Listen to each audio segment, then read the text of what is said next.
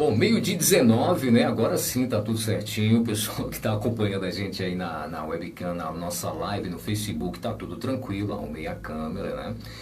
E olha, vamos, antes de passar aqui para os nossos convidados, já é tradição do nosso programa, não pode faltar. O pessoal quer saber como é que fica a temperatura. Vamos lá então, roda a vinheta. Como vai o tempo e a temperatura? Olha, de acordo com a agência Climatempo, a temperatura mínima para a nossa linda Vitória da Conquista é 19 graus, a máxima de 30 graus. O clima hoje parecido com o de ontem, hein? Sol com algumas nuvens, mas não tem previsão de chuva. Calor um pouquinho abafado, né, meu amigo, minha amiga?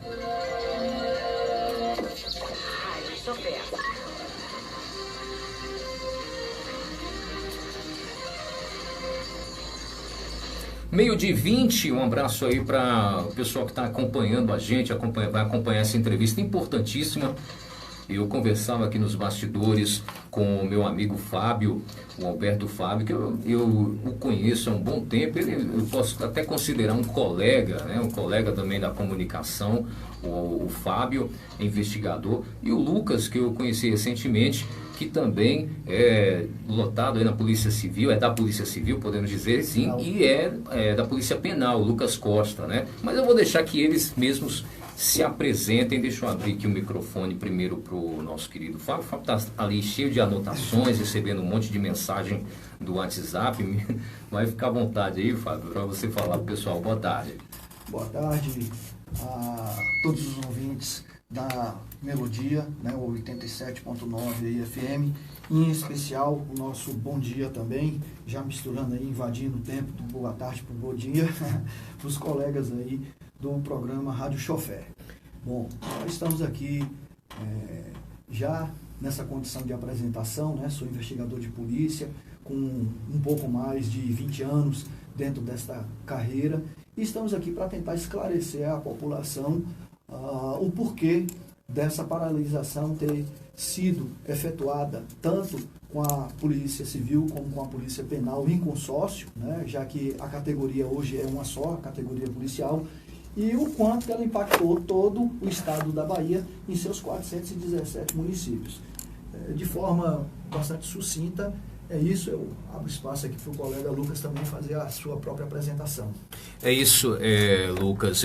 Se apresente aí também, Lucas, para o pessoal que está ouvindo você. Bom dia, ou melhor, boa tarde ao pessoal da Melodia FM 87.9 e do pessoal do programa Rádio Chofé. Eu sou o Lucas, eu sou representante sindical dos policiais penais da Bahia e estou lotado aqui no presídio Getúlio Gonçalves há 25 anos. E vamos falar um pouco a respeito dessa PEC da maldade aí do governo Rui Costa, né? Esse governo aí que tanto criticou a reforma do governo federal, no entanto, conseguiu fazer uma reforma muito pior, prejudicando a segurança pública da Bahia, enfraquecendo e dividindo as forças de segurança pública, o que pode se tornar um prejuízo muito grande para a nossa população. Ô Lucas, nas redes sociais eu fiz uma matéria sobre a causa de vocês, a paralisação, e aí eu vi um pessoal comentando assim, faz arminha agora, é aquela gozação que o pessoal faz com o governo Bolsonaro. Então, me parece que parte da população está confusa. Eles estão achando que essa PEC é do governo federal. Então, dá uma explicada aí para as pessoas. Infelizmente, as pessoas realmente precisam desse esclarecimento, porque é o seguinte, a PEC do governo federal não foi boa de um modo geral, mas para as forças de segurança pública, pelo menos o governo federal tratou as forças de segurança pública com certo respeito, dando isonomia a todas as categorias, mantendo a integralidade e a paridade dos seus proventos, tanto na atividade como na inatividade. Ao contrário disso, o governo Rui Costa, que tanto criticou a PEC do governo federal, conseguiu fazer uma PEC muito pior, prejudicando as forças de segurança pública, enfraquecendo e dividindo suas forças, criando regimes diferenciados de previdência, o que não poderia ser possível, porque a Constituição garante isonomia entre as forças de segurança pública. Me parece que para a Polícia Militar ficou diferente da Civil, é isso? Com certeza. Fala as diferenças aí. O colega Fábio vai entrar nessa questão e vai esclarecer com mais detalhes. Exatamente. O que nós estamos aqui a lutar é justamente porque não houve o tratamento isonômico entre as forças públicas. Afinal de contas, todos fazemos o mesmo tipo de trabalho com o risco de vida para qualquer das profissões referente às questões de segurança pública e principalmente as policiais. É óbvio que o que foi dado à Polícia Militar é justo. E o que nós estamos aqui alegando é que não foi dado o mesmo tratamento isonômico, certo? Que foi dado à Polícia Militar, em detrimento tanto da Polícia Penal quanto da Polícia Civil. E como foi bem colocado aí pelo colega Lucas, o ponto nevrálgico da nossa luta é justamente a questão da integralidade, que nada mais é do que a gente se aposentar com o último salário que foi pago quando você adquiriu, né, quando é lidado pela legislação o direito adquirido, certo? E a paridade, que é você ter essa correção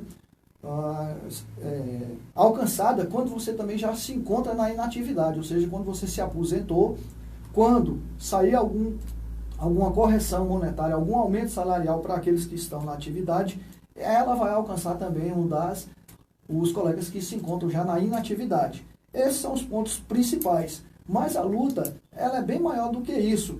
Porque se a gente for fazer uma comparação, a gente tem aqui alguns dados que é chocante.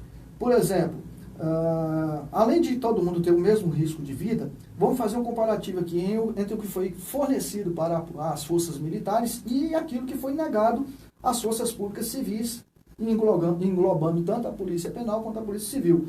Hoje, se um policial civil fosse aposentar, se for aprovada essa proposta de emenda constitucional, a gente teria que ter a idade mínima de 55 anos. Algo que para a Polícia Militar não é cobrado. Não existe idade mínima.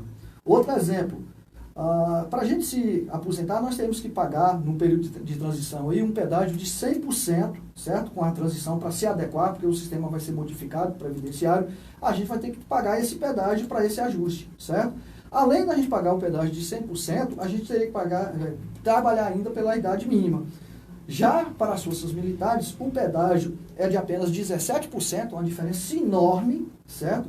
E sem idade mínima, certo? Outro exemplo, hoje se nós tivéssemos uma policial feminina, né, da Polícia Civil, e ela tivesse na faixa de 42 anos, para ela se aposentar, para se adequar ao que é proposto pela emenda constitucional atual, ela teria que trabalhar mais 10 anos, enquanto que a policial militar só precisaria trabalhar mais 5 dias. Então é absurdo a diferença de tratamento que foi dado para as forças militares e para as forças civis de segurança pública. Esse, como foi bem colocado aqui, o nosso repórter Kaique, quando ele fez esse questionamento do porquê das pessoas confundirem, porque a Constituição trouxe esse tratamento isonômico, mas quando foi enviado para que os estados atuassem de forma residual, a proposta foi modificada pelo governo local. O que isso quer dizer? Isso quer dizer, gente, que na prática, Rui Costa, que tanto criticou a proposta do governo federal, conseguiu pegar uma coisa que já não era tão boa, igual ele mesmo criticou a proposta federal, conseguiu torná-la muito pior por servidores baianos. E a propósito, o índice que a gente paga de percentual de previdenciário aqui dos servidores policiais civis e penais aqui na Bahia é o maior do Brasil. A alíquota dos outros estados é em torno de 8% a 11%. A Bahia é o único estado onde se paga 14% de previdência.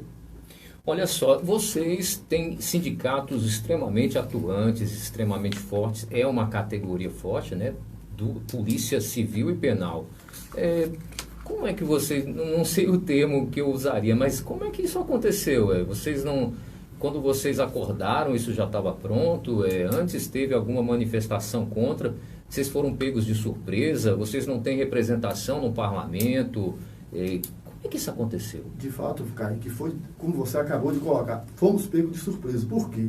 Porque no final do ano passado, em dezembro de 2019 ainda, o governo, naquele final de ano, onde todo mundo está preocupado com o Natal, com o Ano Novo, com as festas, ele tentou empurrar esse projeto. O pessoal fala assim, na cocó. Tentou empurrar essa PEC no dia 30 de dezembro, na calada da noite, subornando deputados. O que aconteceu? Não passou porque não teve quórum. Quando a gente tomou conhecimento disso, aí já foi praticamente em janeiro desse ano. Aí, assim, de fato, fomos pegos de surpresa. Ele tentou passar esse projeto no final do ano passado, no último dia do ano, praticamente. E no caso aí, existe algo que possa ser feito agora? Nós tivemos agora, recentemente, uma ação que foi impetrada pelo deputado estadual Prisco, onde ele conseguiu uma liminar junto à Justiça para suspender a votação que foi promovida a toque de caixa pelo governo. Ou seja, usando o mesmo subterfúgio de outrora, ele aproveitou-se que o Congresso, o Parlamento Estadual, estava na folga que é dada a eles no período de férias, e, aproveitando-se desse subterfúgio, ele chamou os deputados e ofereceu, claro, uma remuneração extra, já que a Assembleia não estava funcionando de forma ordinária, mas de forma extraordinária, um valor de R$50 mil para que os deputados comparecessem em peso e pudessem votar sobre o projeto, a proposta de emenda constitucional número 159, que é a qual nós estamos denominando de PEC do mal, justamente por conta dessas diferenças que foram apontadas, de distinções entre as forças públicas, até porque hoje tanto a Polícia Civil quanto a Polícia Penal tem um índice altíssimo de problemas de saúde.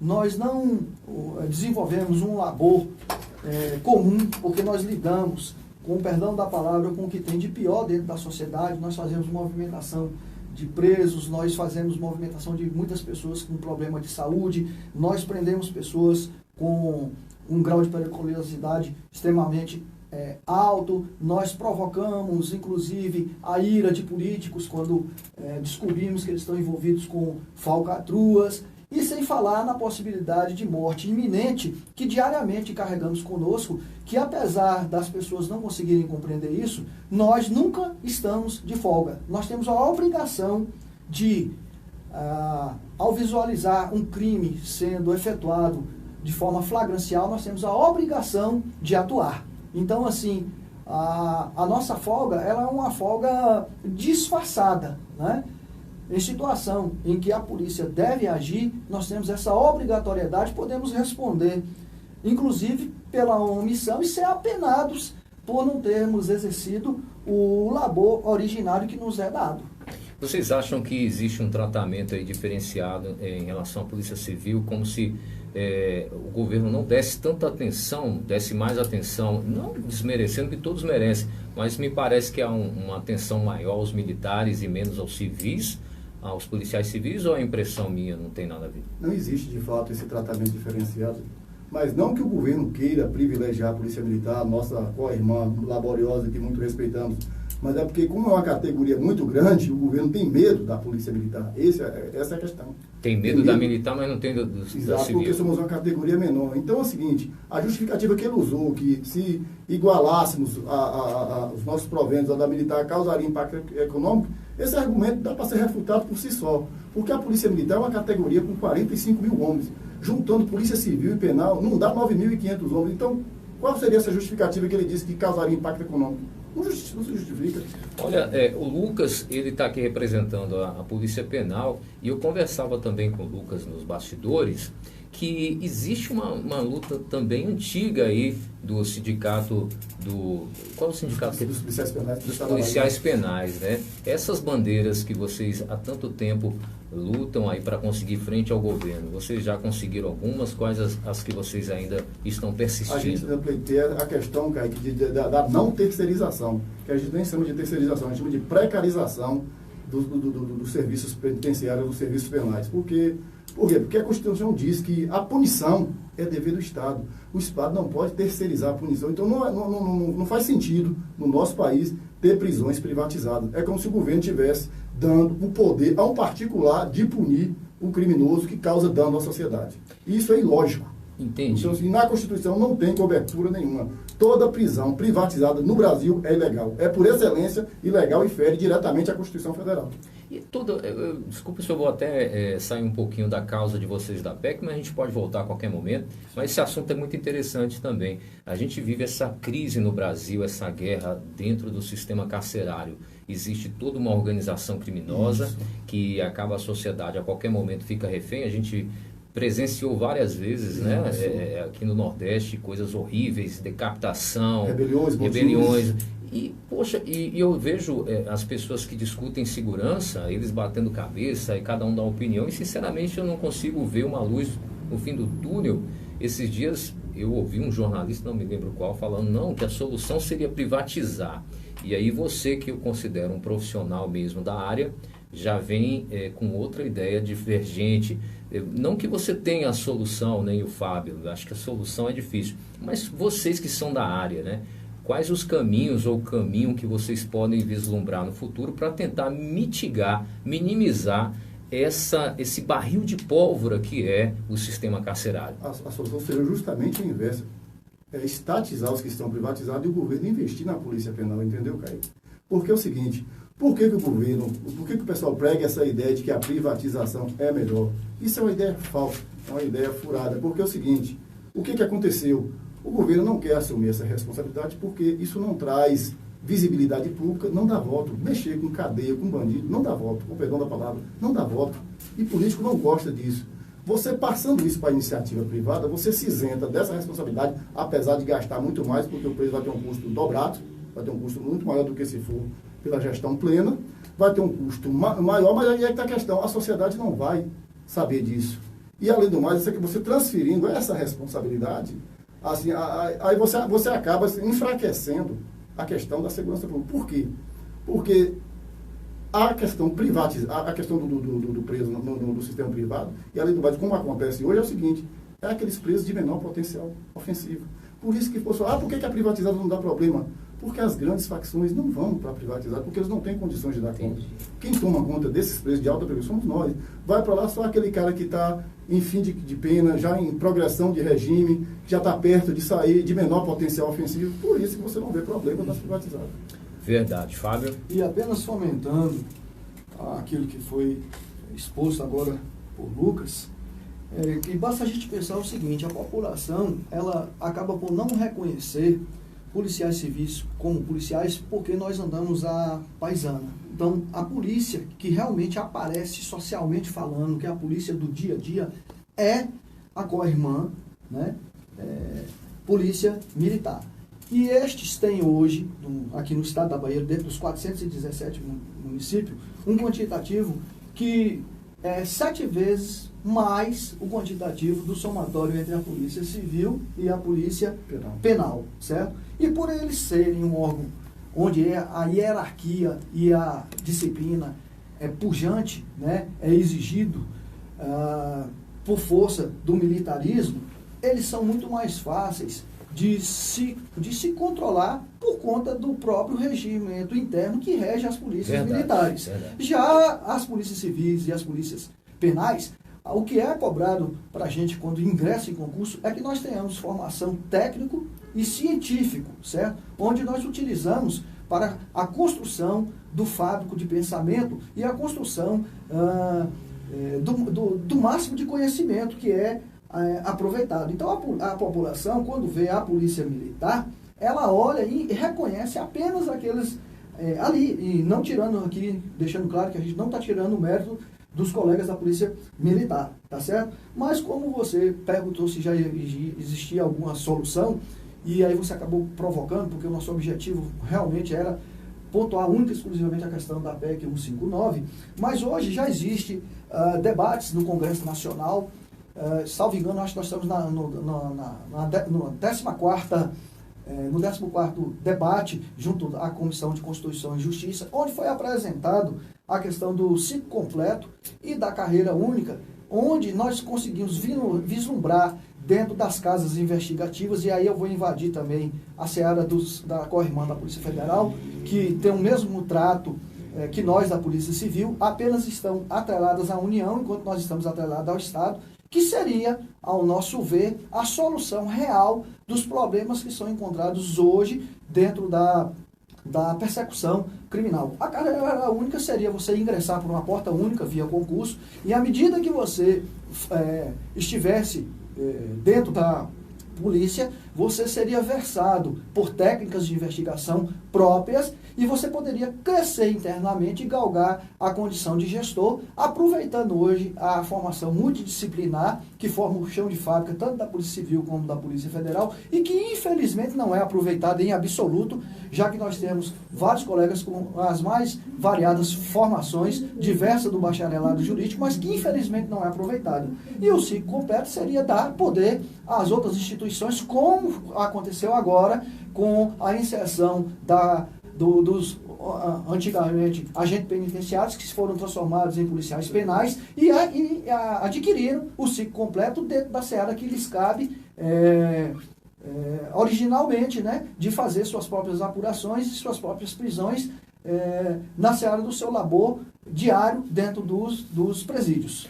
Pessoal, vocês que estão acompanhando o Igor Rádio agora, ou de repente, eu estou aqui compartilhando essa live em alguns grupos aqui do Facebook.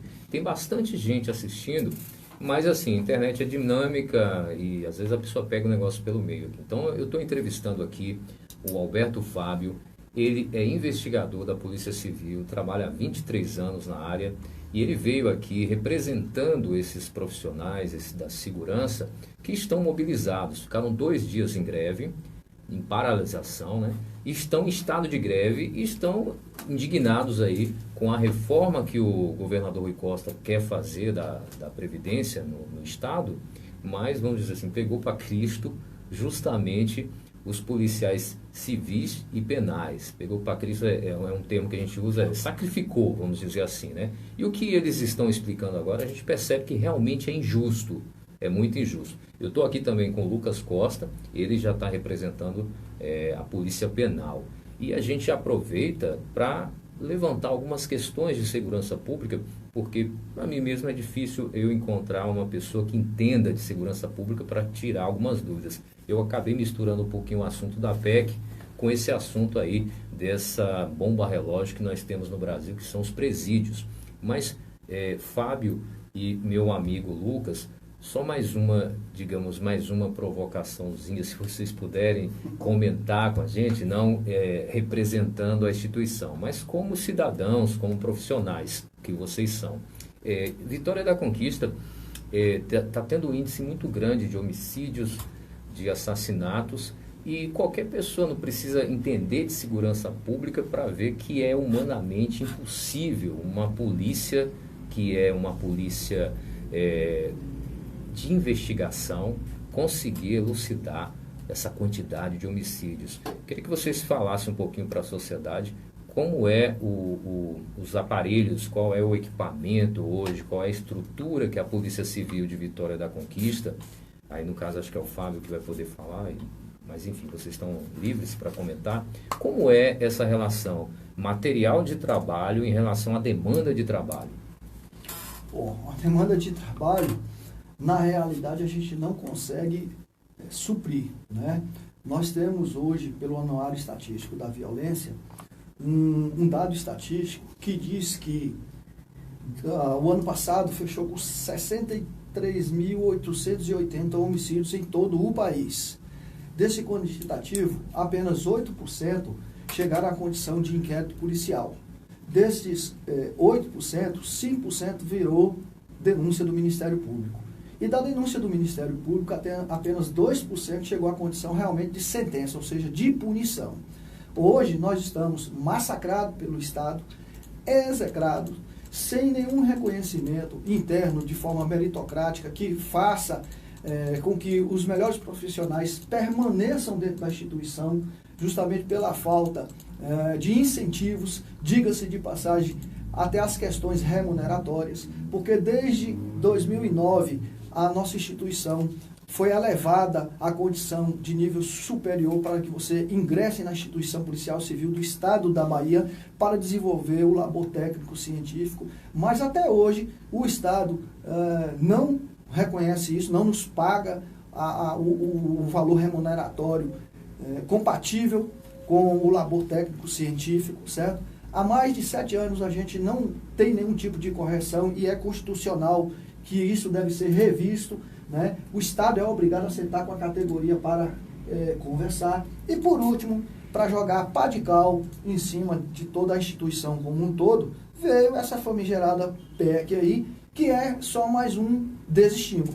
E aí, com toda essa condição de sucateamento, que o problema hoje da polícia realmente muito tem a ver com a questão do investimento, não só financeiro, mas do investimento da parte humana. Aproveitar aqueles que têm o devido preparo, certo? Para atuar realmente como uma equipe multidisciplinar, algo que infelizmente hoje ainda não é utilizado pelo Estado como praxes, né? Como diretório, como timão de indicação das soluções das demandas da sociedade diante dos crimes. Pegando o gancho aqui do colega Fábio, fica à vontade. O sistema prisional não é muito diferente. Nós temos um sistema prisional arcaico, sucateado, prisões construídas há mais de 50 anos, sem nenhuma melhoria.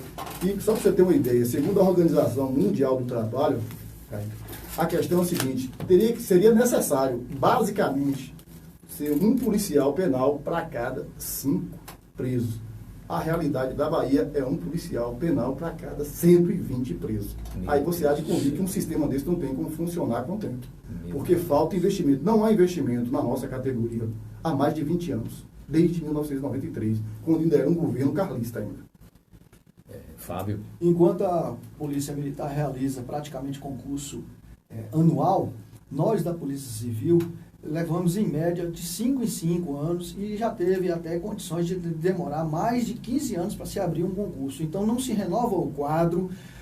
Os policiais que se encontram hoje, alguns já com direito adquirido para fazer o seu pedido de aposentadoria, e isso agora o INSS está recebendo de enxurrada justamente por conta desta modificação previdenciária. Então muitos estão saindo, não existe essa renovação a contento, e aí o que você encontra é às vezes 4, 5 policiais com 10, 20, 30 mil situações envolvendo roubos, furtos. Então assim, é humanamente impossível que a gente consiga dar conta. O que acontece é que quando chega na unidade policial, a autoridade policial na figura do delegado, infelizmente, às vezes é obrigado a selecionar aquilo que traz mais repercussão social, em detrimento de coisas que são mais simples, porque a gente não tem pessoal, não tem inovação, não tem essa condição tecnológica, e aí a gente trabalha mais pelo amor,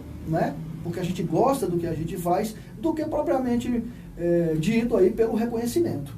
Outro detalhe, Kaique, que a população em geral não sabe também, é o seguinte, que por lei, a função policial, seja civil e penal, inclusive militar, é de dedicação exclusiva.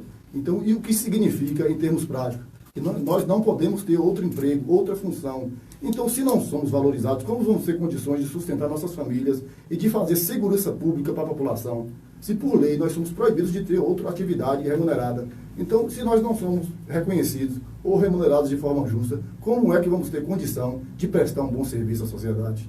O que eu queria que a sociedade entendesse era isso. A gente não está cobrando, Caio, que não é nenhum tratamento especial, é apenas respeito às leis já existentes e isonomia no tratamento entre as polícias, porque existe norma de 1985, uma lei federal 51 e a norma federal da Constituição de 88 que nos garante essa isonomia. E é o que o Rui está nos tirando isso agora, contrariando todas as constituições, inclusive a baiana. Ele está fazendo isso. Mas essa situação que vocês estão vivenciando, ela está ocorrendo em outros estados? Vocês têm alguma notícia? Eu li agora na manchete lá no Rio Grande do Sul, está tendo também algum problema em relação à reforma da Previdência. Mas isso que está acontecendo com a Polícia Civil e Penal da Bahia, tem precedente, está acontecendo em outros estados também? Exclusivamente só aqui na Bahia. Porque lá são detalhes, nos outros estados são detalhes mais assim, técnicos. Mas não é uma questão de separação, desvalorização e diferenciação de polícia. Lá os detalhes são outros. E são mais simples de se resolver. Aqui é que está se tornando uma coisa grave. Porque um questionamento que eu peço que a sociedade faça aos nossos parlamentares, ao nosso governo, é o seguinte, Caio. A quem interessa o enfraquecimento da segurança pública baiana, principalmente das polícias, nós executores das questões penais e operadores do direito? A quem interessa? Porque até onde entendemos como policiais, o enfraquecimento da polícia, das polícias e da segurança pública só fortalece o crime. De qualquer ordem, seja o crime de colarinho branco, seja as organizações criminais e o crime básico aí do dia a dia. A questão é essa, esse questionamento é que a gente deveria fazer. E eu peço que a população também faça e cobre dos seus representantes ou dos nossos representantes na Assembleia. A quem interessa esse enfraquecimento de uma coisa que é essencial para a população baiana, que é a segurança pública. É um dos pilares de sustentação de qualquer sociedade. É a estabilidade.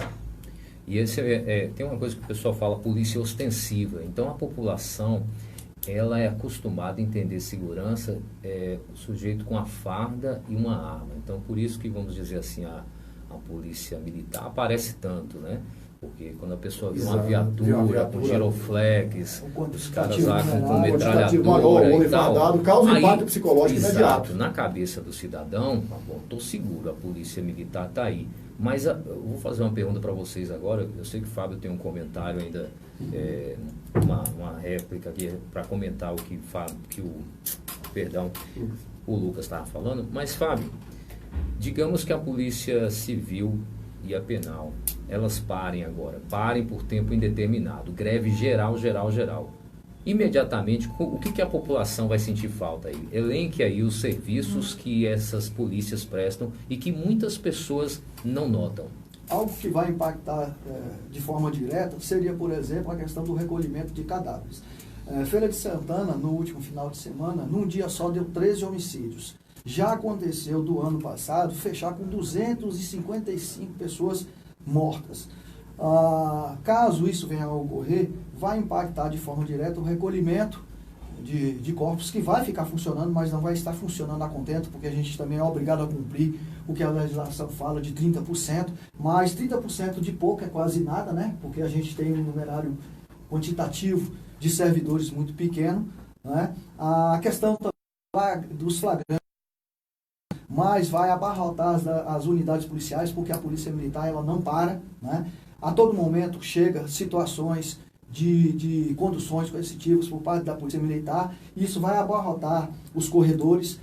Esses policiais, de certa forma, também vão ser prejudicados, porque vão ser obrigados a permanecer na unidade até que seja liberada a questão do flagrante, né? A confecção de toda a documentação que deve ser confeccionada para envio ao promotor de justiça, para o juiz local, para o juiz e para a defensoria pública. Então, tudo isso, de certa forma, vai impactar, né, a condição da própria população no seu ir e vir. Fora isso, vai ter uma dificuldade também muito grande dos registros de notícias crimes, como a questão dos furtos comuns de aparelhos de celular, dos roubos, das invasões, ou seja, vai prejudicar realmente o andamento da população na sua condição de ir, de vir, de permanecer, quando ela tiver que fazer uso de um serviço prestado pelas polícias civis em geral. E da Polícia Militar, com certeza, o Lucas vai esclarecer aqui o que vai impactar. Aí que eu não quero nem imaginar uma situação como essa, porque imagine todos os presídios da Bahia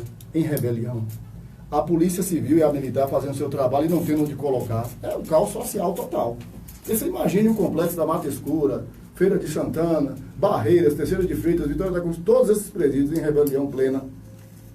E os bandidos que já estão na rua sem poderem serem recolhidos, porque não vai ter quem receba, quem os encarcere, quem faça a execução penal. Seria um caos social total. As visitas também, não? Sem contar que eles justamente fariam rebelião por isso, porque não haveria visitas, não haveria atendimento jurídico, ninguém entraria ou sairia, mesmo que a justiça emanasse uma alvará de soltura, se não tem quem faça essa execução, se não tem um advogado para ir lá e dar adiantamento das penas e das progressões de regime. Eu não quero imaginar um cenário desse não, mas seria um caos social. Então, pessoal, essa ginástica mental que a gente fez aqui, como seria sem a Polícia Civil e a Penal? Eles totalmente paralisado, ou 30% mesmo. Eu sinceramente aconselharia, Caica, ninguém sair nas ruas. Simplesmente sabe, isso. A gente não está amedrontando. Eu não estou querendo aqui terror, não. É o que de fato acontece. Mas é porque justamente isso, amigos, é que a gente comenta que às vezes a população não percebe, nem sabe o que a Polícia Civil faz. Por isso a gente fez isso só para mostrar a importância desses profissionais de segurança. Olha, tá muito bom nossa conversa aqui, vou até depois marcar para a gente fazer um debate só sobre segurança pública. Eu sempre gosto de conversar sobre esse assunto com quem entende, com quem vivencia, né? Jornalista e outras pessoas, todo mundo gosta de dar opinião, mas o que a gente estava falando ali nos bastidores. A opinião que eu realmente acho relevante é de quem é da área, de quem está ali no dia a dia, que são vocês.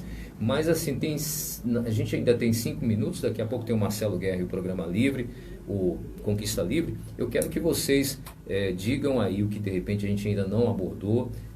Fábio, que está aí recebendo mensagem dos colegas, quer mandar um abraço para alguém, alguma coisa, e ressaltar aí a luta de vocês, deixar aqui claro para a gente se há possibilidade de uma greve mesmo, ou se essas paralisações de advertências já completaram o seu ciclo e não vai ter mais nenhuma paralisação. Então dá uma explicada para a gente, pessoal, e aborde aí esse assunto, se existe possibilidade de greve. A possibilidade é iminente.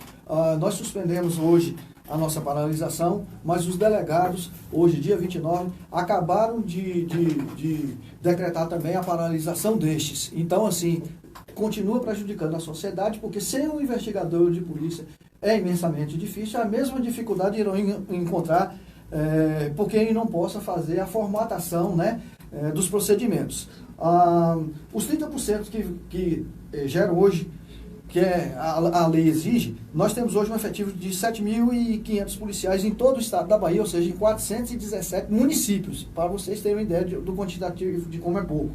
Hoje, os 30% seria exatamente 2.550 atuando nos 417 municípios, então não daria para dar conta. A questão da comparação entre a Polícia Militar e a Polícia Civil, eles têm integralidade de remuneração, nós não temos. Eles têm paridade nas estruturas e organizações, nós não temos. Eles têm pensão integral sem critério de idade, nós temos essa pensão proporcional ao critério de idade. Eles vão ter a promoção da praça ao posto oficial imediato, enquanto que nós não alcançamos isso, né? O percentual previdenciário deles é de 10,5%, o nosso é de 14%, certo? O tempo de serviço exigido para eles é de 30 anos, o nosso também. O pedágio que eles vão pagar, 17% apenas, certo? E nós vamos pagar um pedágio de 50%. O efetivo da Polícia Militar, 49.450 homens, né, no geral. O nosso efetivo, só da Polícia Civil, 7.500, certo? E a aposentadoria média hoje de policial militar gira em torno de 11 mil e a nossa de 4.500. Eu agradeço aí a melodia. Kaique, é o seguinte, eu queria só agradecer a você pelo convite aqui, de poder esclarecer isso para a sociedade, agradecer também a todos os ouvintes da Melodia FM 87.9, do programa aí, Chofé e tal, e também a todos os colegas policiais penais do estado da Bahia, principalmente os lotados aqui no Presídio Regional Nilton Gonçalves. Muito obrigado a todos. Tá certo, eu também quero agradecer a vinda de vocês aqui, que foi muito esclarecedor para a sociedade, vamos usar esse termo, comprar essa briga, né?